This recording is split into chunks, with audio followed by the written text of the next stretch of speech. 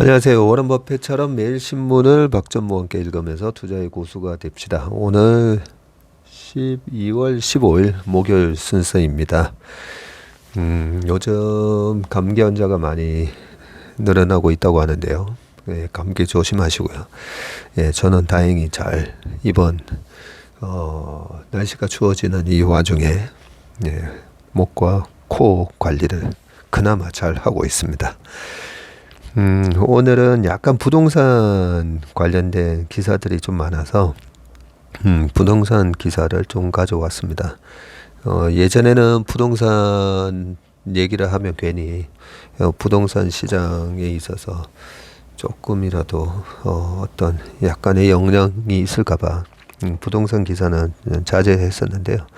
지금 이제 부동산 가격이 많이 이제 빠지고 있고 여기에 대한 이제 정부의 대책에 따라서 우리 소비에 가장 크게 영향을 미치는 것 중에 하나가 이 부동산 시장이거든요. 워낙 이제 크니까요. 그리고 그 다음이 이제 주식 시장이 좋아지면 또 부의 효과, 웰스 이펙트를 느끼면서 뭐 주식으로 500만 원 벌었는데 내가 오늘 점심 쏠게 이런 식의 소비가 이제 나타나고 집값이 1억이 올랐으니까 이번에 차를 좀 바꿔볼까 뭐 이런 마음이 들잖아요. 그와 마찬가지로 반대의 그런 역부의 효과가 지금 나타날 수 있기 때문에 부동산 관련 뉴스를 조심스럽게 나올 때마다 조금 중요하다 싶은 것들은 제가 체크를 해서 말씀드리겠습니다. 오늘은 전부 이제 한국경제신문에서 가져왔고요. 단독주택 공시가 14년 만에 하락이라고 합니다. 내년 서울 단독주택 공시가격이네요. 공시가격. 올해보다 8.55% 내려간다고 합니다. 내년에는 사상 최대 하락폭이라고 하네요. 단독주택 공시가격이 떨어진 것은 14년 만에 처음이다. 14년이니까 지금 2008년, 9년 그때입니다. 금융위기 딱 있고 난 직후에 세부담 완화를 위해서 정부가 공시가 현실화율을 2020년 수준으로 되돌린 결과다. 국토 세부담 완화를 위해서 공시가 현실화율을 2020년 수준으로 국토교통부는 내년 전국의 단독주택 공시가격이 5.95% 내려간다고 14일 발표를 했는데요. 올해 7.34%에 비해서 13.29%포인트 낮은 수준인데 서울이 8.5로 하락폭이 가장 크고 경기가 마이너스 5.41%, 제주도도 마이너스 5.13% 이고요. 내년 전국 표준지 공시가격은 5.92% 내려가고요. 표준지니까 이제 땅값을 얘기하는 것 같은데요. 표준지 공시가격은 2021년 10.35%와 올해 10.117% 2년 연속 두 자릿수 상승률을 나타냈는데 2005년 도입한 단독주택 표준지 공시가격은 2008년 글로벌 금융위기 직후인 2009년을 제외하면 매년 상승을 했다. 당초 내년 단독주택과 표준지 공시가격 현실화율은 각각 60.4%, 74.7%로 예정이 됐으나 정부는 부동산 침체 상황을 감안을 해서 2020년 수준인 53.6% 그리고 65.5%로 확정을 했네요. 이에 따라서 재산세, 종합부동산세 등 부동산 보유세 부담이 한결 줄어든다라고 되어 있습니다. 그리고 지금 여기 보니까요. 20년째 땅값 1위 명동 네이처 리퍼블릭도 공시가가 떨어진다라고 되어 있는데 상권 타격에 2년 연속 하락했다고 하네요.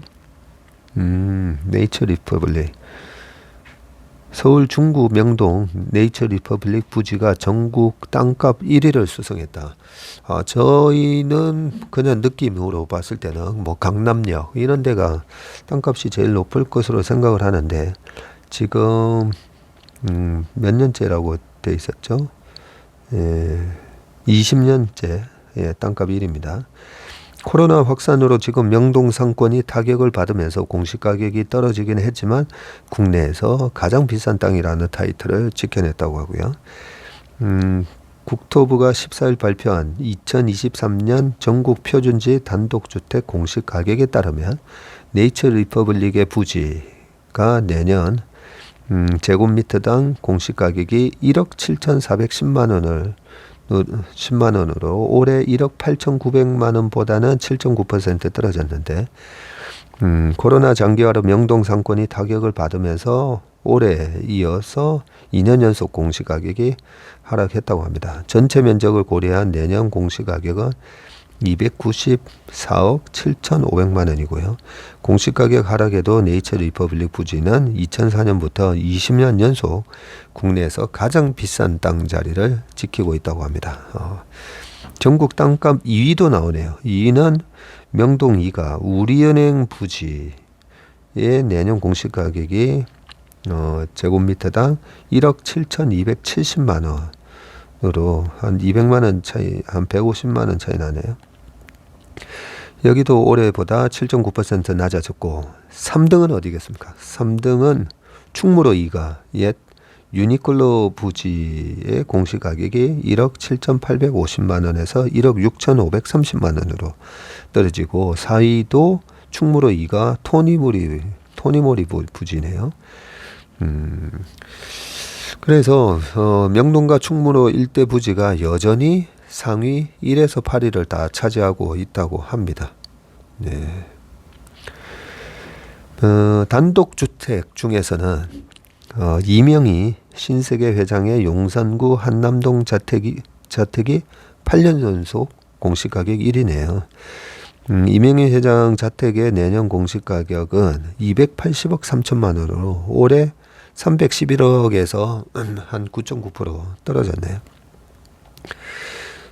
연면적 2,861 제곱미터 규모로 2016년 단독주택에 편입된 이후 공시가격 1위 자리를 지키고 있고 그전에는 단독주택이 아니라 뭐였을까요? 2위는 이해욱 DL그룹 회장의 강남구 삼성동 주택으로 그 아마 아이파크에서 약간 내려오다 보면 거기 옛날에 이건희 회장님도 거기 이제 집을 사셨다고 하는 아마 그쪽인 것 같은데요. 연면적 2,617제곱미터인데 내년 공시가격이 182억으로 올해보다 11.6% 하락했다고 합니다. 3등은 삼성그룹 호암재단이 용산구 이태원동에 보유한 그룹 영빈관인 승지원, 그룹의 영빈관인 승지원이 공시가격이 168억으로 올해보다 9% 낮아졌다고 하고요. 단독주택 공시가격 상위 10곳 중 7곳이 용산구에 있다고 합니다. 나머지는 삼성동 2곳, 한 군데가 방배동에 또 한 군데가 있네요. 방배동에 옛날 보면 대우 김우정 회장님 자택이 그쪽에 있었지 않습니까? 건물 저희 앞에 IFC 건물 있고 그 옆에는 이제 파크 1, 2 건물이 있는데요. 딱 지금 IFC 건물을 세계동에서 제일 마지막 동을 싹 해가 넘어가면서 해가 사무실로 확 들어왔습니다. 저희 사무실이 해도 잘 들고 바람도 너무 잘 통해 가지고요. 풍수지리적으로 아주 좋습니다. 그 다음 기사는 다주택 취득세 중과 대못 뺀다라고 돼 있는데 요거는 또 어떤 지금 조치가 나오는지 한번 보겠습니다. 제가 저번에 한번 그런 말씀을 드렸죠. 부동산 이제 뭐 살만한가요? 라고 물어보시는 분들도 많은데 제가 여러 가지 정책이 많이 나와야 된다고요. 아직까지. 1999년 IMF 이후 그리고 2012년 이때도 보면 예, 제발 미분양 아파트 좀 사줘. 사면 5년간 양도세 면제해 줄게. 그 정도 조치 나올 때까지는 집값이 계속 빠졌었더라고요. 예전에 보니까. 그래서 뭐 조금 더, 예, 첫 집을 사시는 분들도 조금 더 지켜보다가 사는 게 낫지 않냐. 그런 말씀을 드리는데 모르겠습니다. 네. 저 부동산 그렇게 잘 전문가는 아니니까요. 지금 요 기사가 보니까요. 사진이 나오는데 정부가 부동산 시장 경착륙을 막기 위해서 다주택자에 대한 주택취득세율 중과 제도를 2년 5개월여 만에 폐지하는 방안을 검토하고 있다고 하네요. 예, 사진은 서울 송파구 롯데월드타워에서 본 강남구 일대 아파트 단지다. 이게 강남구가 아니고 송파구 아닙니까? 롯데타워에서 지금 밑을 내려다보고 찍으셨으니까 여기 바로 잠실 5단지 것 같은데. 정부가 다주택자의 주택취득세 중과 제도를 폐지하는 방안을 검토하고 있는데 종부세, 양도소득세 중과를 폐지 또는 완화한 데 이어서 지난 정부가 다주택자를 겨냥을 해서 도입한 징벌적 세금 가운데 마지막 남은 취득세 중과까지 없애겠다는 것이다. 얼어붙은 부동산 거래를 활성화하기 위해서인데 14일 정부에 따르면 기재부와 행안부 등은 취득세 중과제도 개편 방안을 내부적으로 논의하고 있고요. 현재 서울과 수도권 일부 조정 대상 지역 2주택자의 주택 취득세율은 8%나 되네요. 현재 서울과 수도권 일부 조정 대상 지역. 예. 그리고 3주택 이상 보유자와 법인은 12%나 되네요. 1주택자는 주택가격에 따라서 1에서 3%의 취득세만 내면 되고요. 주택가격에 따라서 1에서 3%. 이게 한 주택이라도 취득세가 1에서 3% 차이가 나나 봅니다. 정부는 이를 3주택자까지는 주택가격에 따라서 그냥 1에서 3%, 4주택자 이상은 4%의 취득세를 내도록 바꾸는 방안 등을 검토하고 있는 것으로 알려졌고요.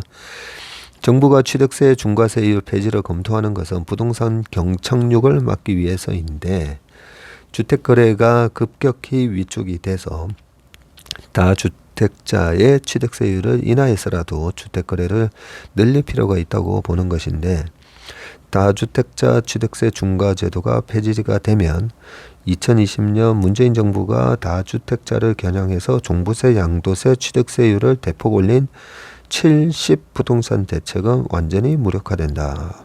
정부는 종부세 중과세율을 1.2에서 6%를 폐지하는 세제 개편안을 발표를 했고 양도세 중과 기본세율의 20에서 30%포인트 중과하는 지난 5월부터 지금 1년간 유예한 상태이고요. 기재부와 행안부, 국토교통부 등은 추가 논의를 거쳐서 내년 취득세 중과세율 폐지가 담긴 지방세법 개정안을 발의하겠다는 목표다. 취득세 중과 폐지로 지방세 수가 줄어들면 지방자치단체가 반발할 수 있다는 점은 변수다. 중과 폐지로 지방세 수가 줄어들면 근데 집을 사지를 않으면 아예 취득세 자체가 빵이 되는 거 아닙니까? 그렇고요.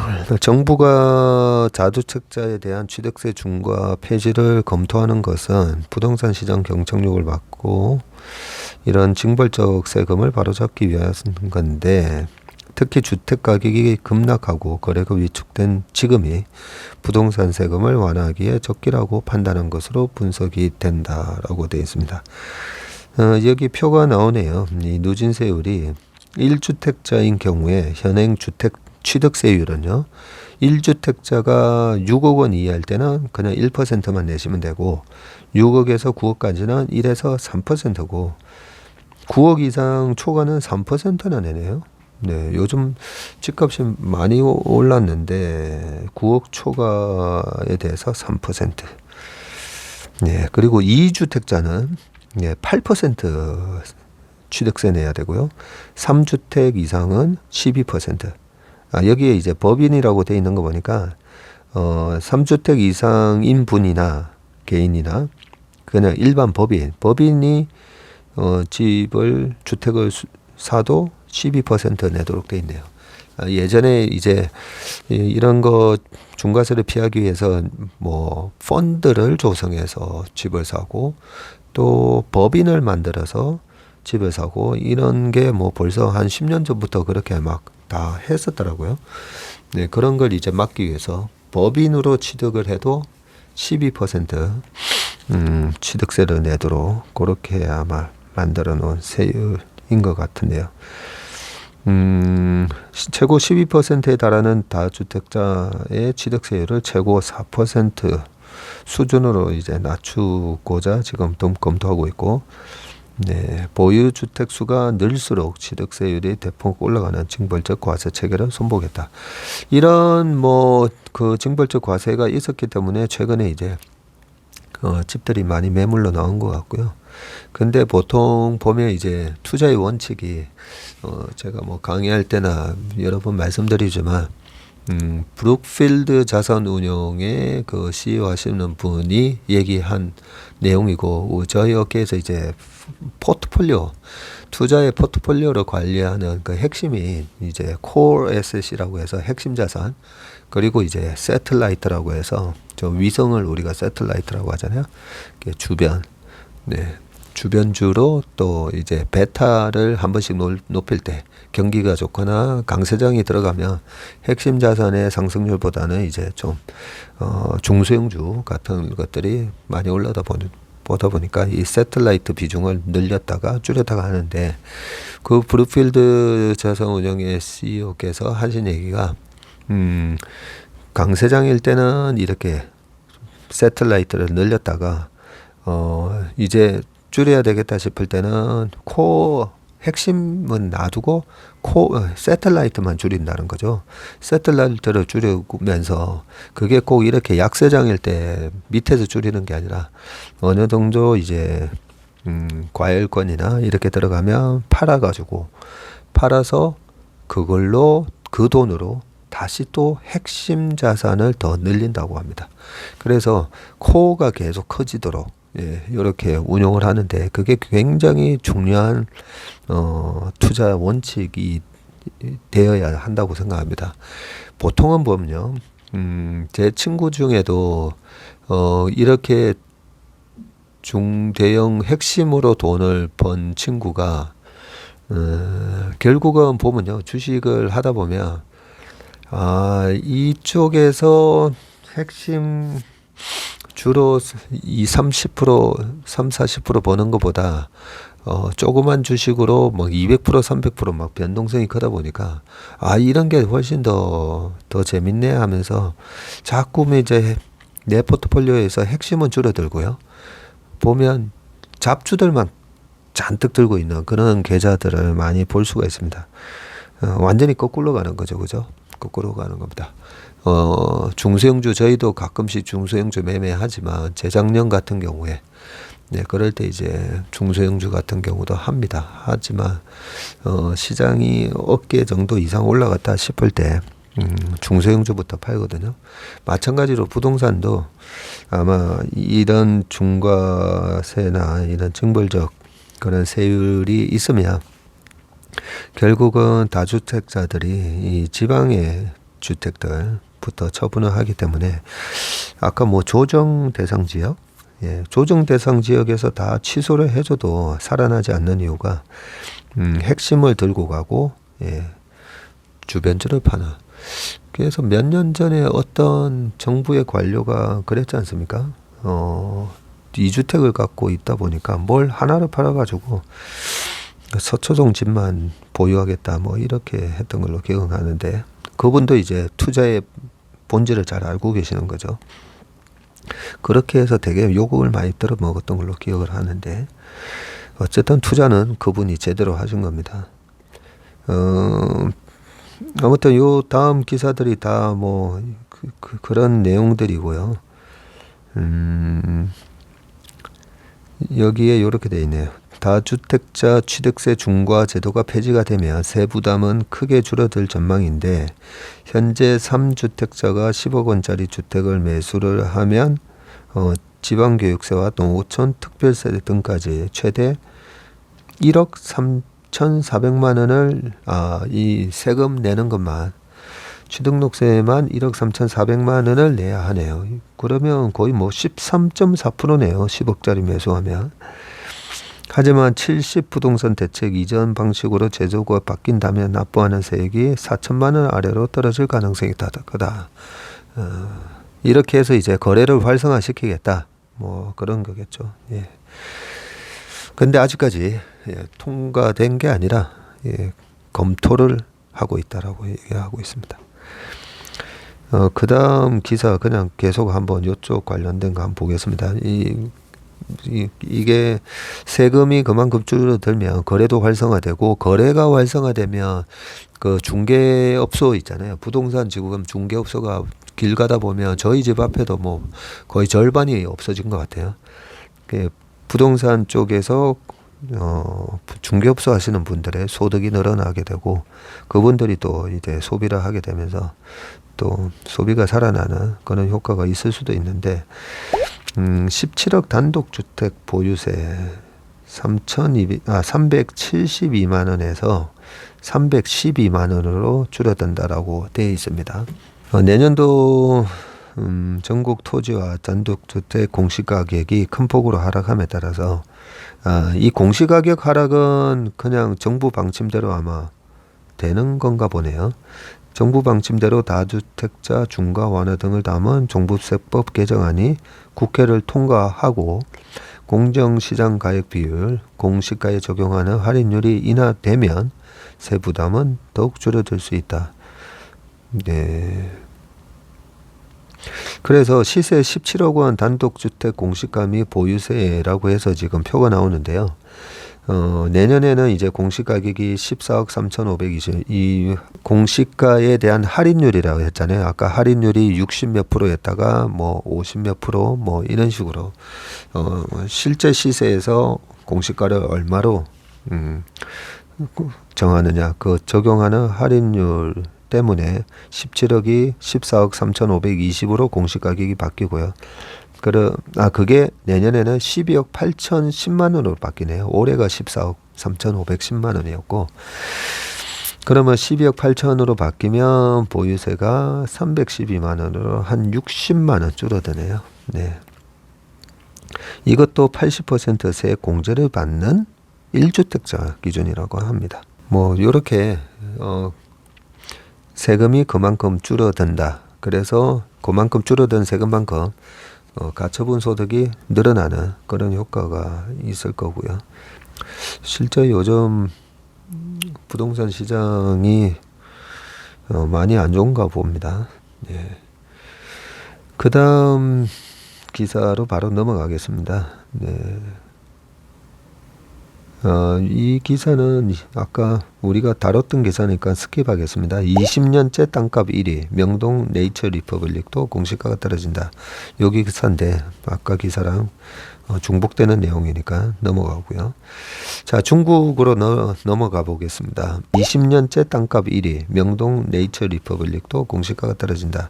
여기 기사인데 아까 기사랑 중복되는 내용이니까 넘어가고요. 자, 중국으로 넘어가 보겠습니다. 확진자가 폭증을 하자 무증상자는 통계에서 오히려 빼버렸다라는 기사인데요. 지금 중국에서 시위가 이제 확산이 되다 보니까 좀 풀었죠. 예, 방역을 풀면서 또 풀니까 약국에 줄 서는 사람도 많아지고, 또 여기에 대해서 또 방역에 대해서 또 불안해하는 사람도 있으니까요. 그러면 이러려고 뭐 했으면 진작에 풀지 뭐 이런 얘기도 많다 보니까 네, 아마 정부가 잘못한 게 아니다라는 걸 얘기하기 위해서 통계에서 지금 무증상자는 빼나 봅니다.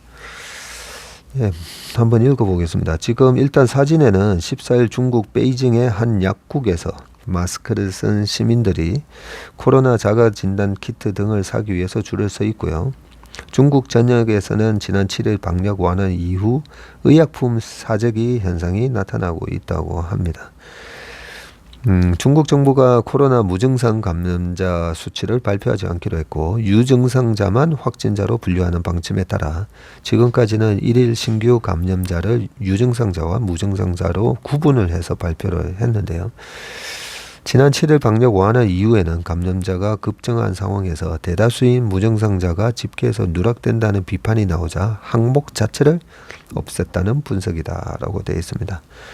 지금 표를 보니까 신규 감염자 통계 중단한 중국이라고 되어 있고요. 11월 27일 날 38,808명, 팔자를 좋아해서 그런지 38,808명으로 이 숫자도 일부러 그냥 만들어낸 숫자인가 싶으네요. 그리고 12월 5일에는 27,164, 여기는 팔자가 하나도 없습니다. 12월 10날에는 1,514, 그런데 12월 13일은 2249로 확 줄었네요. 예, 어떻게 이렇게 확 줄 수가 있죠?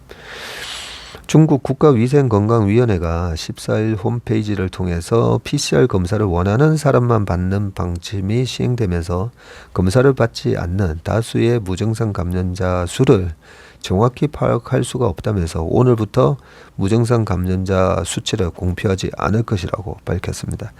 이에 따라 이 위가 이날 함께 공개한 13일 신규 감염자 통계에는 증상 구분 없이 1일 신규 감염자가 2249명이라고 나왔는데 이번 조치는 그만큼 중국 내 신규 확진자가 많다는 뜻으로 해석할 수가 있고요. 중국의 코로나 방역의 실무 사령탑인 순춘란 부총리도 13일 베이징 일선 병원을 시찰하는 자리에서 감염자 규모가 정부의 공식 발표와 반대로 빠르게 늘어나고 있음을 인정을 했고요. 현재 베이징의 신규 감염자는 급속 증가 시기에 와 있다면서 절대다수가 무증상 감염자와 경증 사례라고 말을 했다고 합니다. 당국의 통계 꼼수에도 불구하고 향후 중국 내 코로나 감염이 크게 확산될 것이라는 우려가 나오는데 중국 방역당국은 13일 중국 9개 성에서 오미크론 BA5의 하위 변이인 BQ1과 그 하위 변이인 BQ1.1이 49건이 검출됐다고 발표했고요. 이 BQ.1이 변이는 지난 6월 나이지리아에서 처음 발견된 뒤 유럽과 미국으로 번졌고 미국에서는 점차 우세종으로 자리를 잡아가고 있다고 합니다. 변이 바이러스와 관련해서 웨이보 등 온라인 공간을 중심으로 전파력과 독성이 더 강한 지옥견 바이러스가 출현했다는 공포가 확산되고 있고요. 중국 당국은 불안감을 잠재우기 위해서 직접 나섰다고 합니다. 현재까지 중국의 지배 변이는 여전히 BA.5의 하위 변이인 BA5.2와 BF.7이라면서 또 국내 BQ.1 계열 변이 바이러스가 기존 오미크론 변이 감염자보다 병세가 위중한 사례는 나오지 않는다고 이렇게 설명을 했습니다. 이걸 일일이 다 읽어볼 필요는 없는 것 같은데요. 중국인들이 메신저 리보핵산 mRNA 백신 접종을 위해서 마카오로 몰리고 있다는 보도도 나왔네요. 마카오에서는 지난달 1일부터 독일의 바이오엔테크가 단독 개발한 mRNA 백신인 상품명 푸비타이를 허용하고 있으며 접종하려는 중국인 방문이 크게 늘고 있다라고 얘기를 했습니다. 또 중요한 얘기가 하나 있는데 당국의 방역 완화가 대규모 감염자를 발생시켜서 중국의 경제 성장을 저해할 것이라는 전망이 우리도 그런 게 이제 걱정이 되는 거죠. 이 부분에 대해서 크리스탈리나 게오르기에바 IMF 총재는 방역 완화로 인해서 중국에서 코로나 감염 급증은 불가피해졌고 이에 따라서 일시적 실직자 규모가 폭증할 것으로 본다면서 올해와 내년 중국의 경제 성장률이 둔화될 것이라고 예상을 했습니다. IMF는 10월 중국의 올해 경제 성장률을 3.2%로 전망을 하고요. 내년에는 4.4% 성장을 예상했는데 게오르기에바 총재는 우리는 중국의 올해와 내년 경제 성장 전망을 둘 다 낮출 가능성이 매우 크다라고 말했습니다. 하지만 반대의 의견도 있네요. 중국 국무원 싱크탱크인 사회과학원은 내년 중국 경제 성장률을 5.1%로 전망을 했고요. 미국 은행 모건 스탠리는 제로 코로나가 사실상 종식된 점을 반영을 해서 내년 중국 경제 성장률 전망치를 5%에서 5.4%로 올렸다고 합니다. 네, 지금 이번에 그 시위를 한 게 이제 좀 감금하는 거 그만하고 우리도 좀 나가자. 뭐 그런 차원에서 시위를 했고 그렇게 해서 풀어주는 거잖아요. 푸니까 이제 감염자가 늘었다고 해서 다시 코로나 초기처럼 이렇게 확 위축되는 그런 모습을 우려하는 부분인데 그것보다는 오히려 풀어주면 많이 또 돌아다니면서 소비가 늘어날 것 같아서 저는 오히려 5%에서 5.4 아니면 5.1 요 성장률이 오히려 나오지 않을까 그렇게 생각이 납니다. 중국 얘기하는 김에 중국 자동차 얘기 마저 하겠습니다. 지금 뭐 최근에 테슬라 주가가 빠진 것도 중국 자동차 시장의 위축과 수요 둔화 뭐 그런 부분에 대한 우려가 많아서 그렇다 보니까 지금 중국 자동차 시장 얘기가 있는데요. 기사 제목이 중국 자동차 시장은 갈라파고스냐? 네, 자국 점유율이 절반이라고 되어 있습니다. 한번 읽어보겠습니다. 중국 자동차 시장에서 현지 업체 점유율이 절반을 넘어섰고요.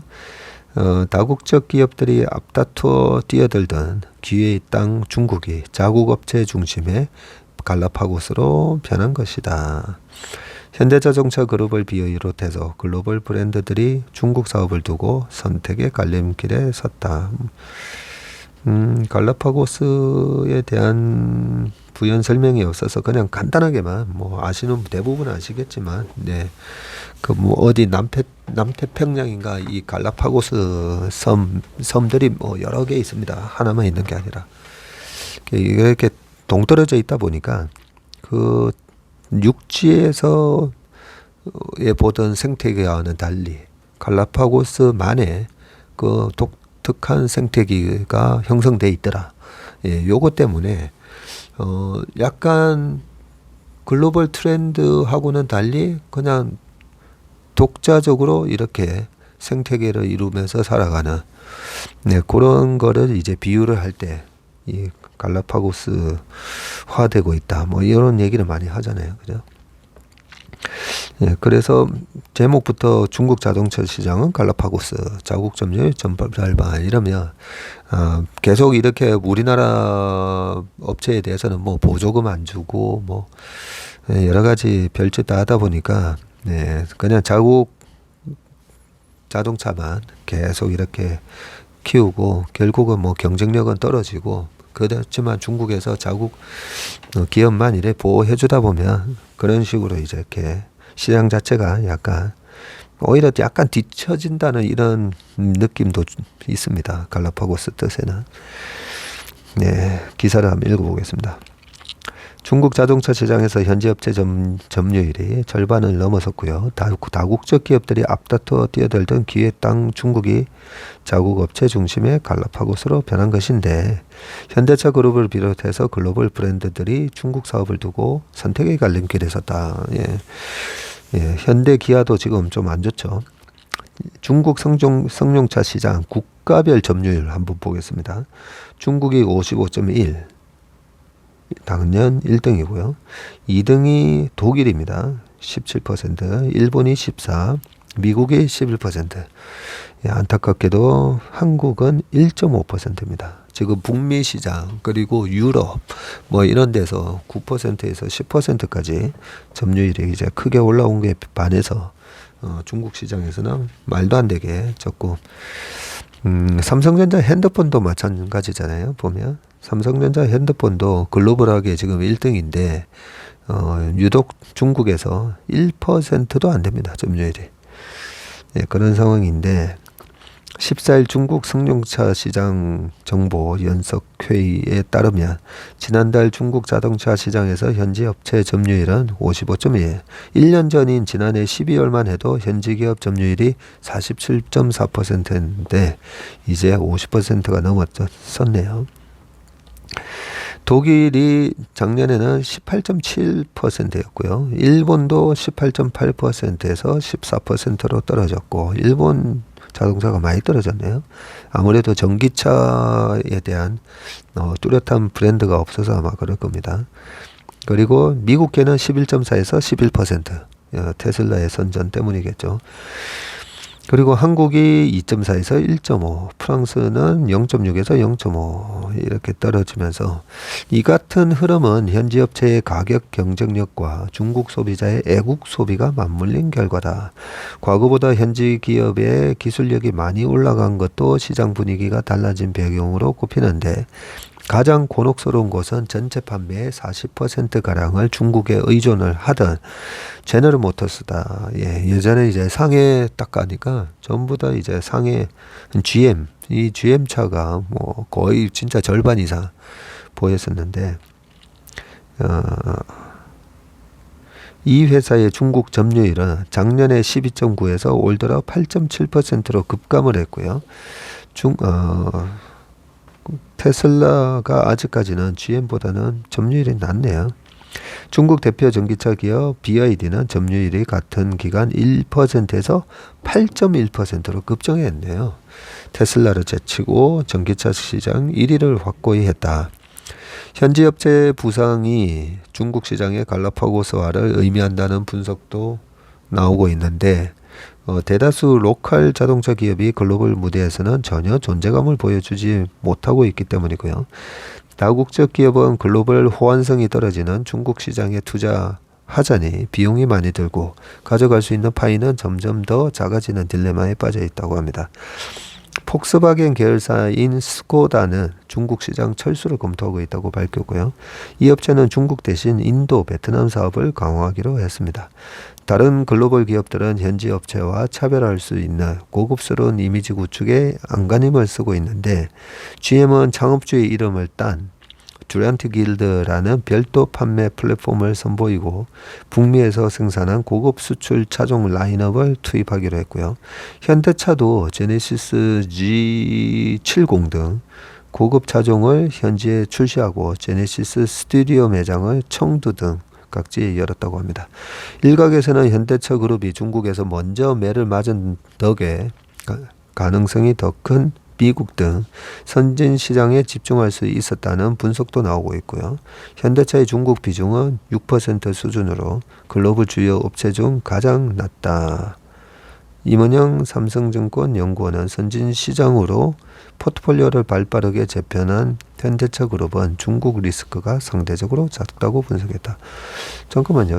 현대차의 중국 비중, 글로벌하게 전체 시장에서 중국 비중은 6%밖에 안 되고 중국 내에서의 시장 점유율은 1.5%, 이렇게 보면 되겠네요. 네, 오늘 준비한 뉴스는 여기까지입니다. 오늘 하루도 건강하시고요. 추운데 감기 조심하시고요. 네, 행복한 하루 되시길 바라겠습니다. 고맙습니다.